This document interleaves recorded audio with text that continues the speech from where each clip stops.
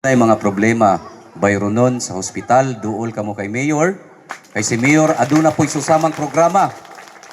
Kung dako kayo ang inyong bill, ang inyong bayronon sa hospital, duol po kamo kay Governor Ruel Pacquiao. Kay si Governor Ruel Pacquiao na apoy susama nga programa. Kung di pa gyud mahurot, duol kamo sa opisina ni Congressman Steve Chong Biansolon.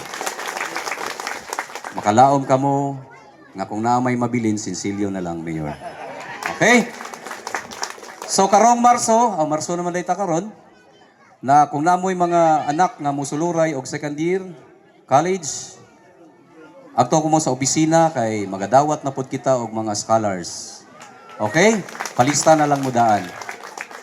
So, dili lang hospital assistance program, aduna po'y mga panginahanglanon. Dili man nato iampo pero moabot man gid sa atong kinabuhi kung ugaling kamoy nay problema, kung natay mga kaliwat nga nitaliwan sa pikas nga kinabuhi, nay problema sa punerarya, aduna gihapoy susama nga hinabang ang atong congressman. Napod kay Mayor. So daghang salamat.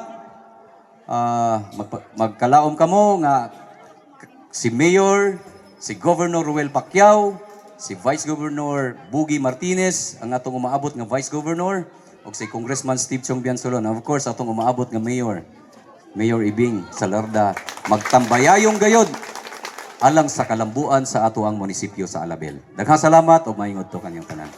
Daghang salamat, Engineer Gerald Pasio.